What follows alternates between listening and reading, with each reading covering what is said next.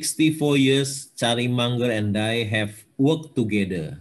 We have never forgone an attractive purchase because of the macro or political environment or the view of other people. In fact, this subject never come up when we make decision. In the 64 years, selama 54. Oh, 54 years, Charlie Munger and I have worked together, bekerja bersama-sama. Wah, hebat ya. Bisa bekerja sama-sama, nggak ribut nih, berdua nih. Bisa bekerja sama selama 54 tahun, artinya berdua ini sangat toleransi ya. Nggak, orang biasa kongsi setahun aja udah ribut. Ini 54 tahun belum ribut nih.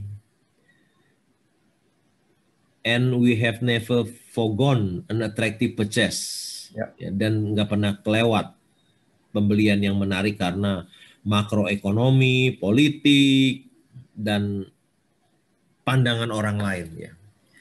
Jadi Warren Buffett dan Charlie Munger ini dia tidak melihat makroekonomi, dia tidak melihat politik, situasi politik, dan dia juga tidak mendengar pandangan-pandangan orang ya.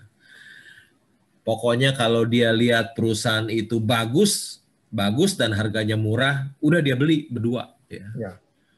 Dia nggak mau lihat makroekonomi, dia tidak mau lihat situasi politik, dan dia juga tidak mau mendengar pandangan-pandangan orang lain.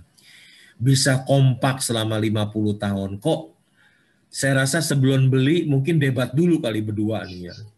Cuman kita nggak tahu dong. Masa oke-oke aja kan berdua ini dua-duanya orang hebat, mestinya ketika ingin membeli satu saham tentu dia berdua diskusi dulu.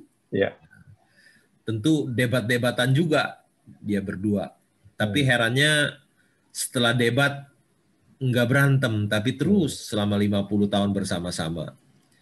Demikian Pak, jadi mereka berdua ini beli saham betul karena keputusan mereka sendiri melihat yang kinerja perusahaan, hanya melihat kinerja perusahaan, tidak mau lihat makroekonomi, tidak mau lihat situasi politik maupun pandangan-pandangan orang lain. Demikian Pak Lukas.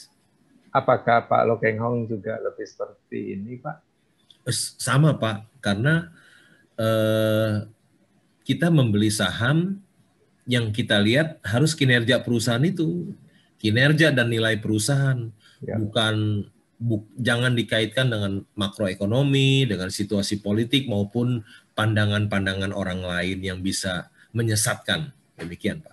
Ya, karena pandangannya tadi ya Pak, ya bisa sampai 5 tahun ke depan Pak, tidak hanya tahun demi tahun. Kalau gitu saya bilang ada pandangan orang Pak. Ya, baik.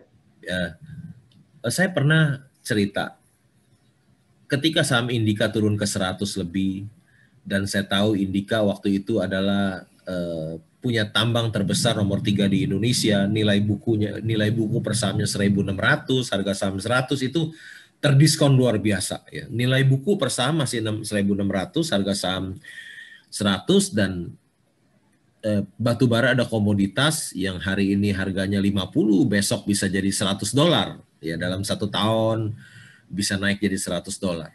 Ketika saya membeli, pialang saya yang baik hati ini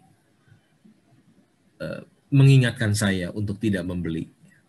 Dia bilang, Pak jangan beli Pak. Dia bukan jahat, dia sangat tulus kepada saya, sangat baik agar saya tidak kehilangan uang saya. Untung saya tidak mendengar pandangan orang lain. Kalau saya mendengar pandangan orang lain dan tidak jadi membeli, tentu saya tidak bisa memperoleh keuntungan yang besar di Indika ini Pak. Demikian Pak Lukas. Ya, jadi Pak Loh beli di 100, kemudian jualnya itu sempat sampai 4.400. 4.000 lebih, dan saya menjualnya di depan Bapak waktu semobil dengan Bapak memakai handphone yang 200.000 itu Pak. Ya. Ya, pas ada gempa bumi lagi waktu itu. Ada gempa bumi, jadi berhenti dulu sebentar penjualannya, kalau enggak bisa jual lebih banyak tuh Pak.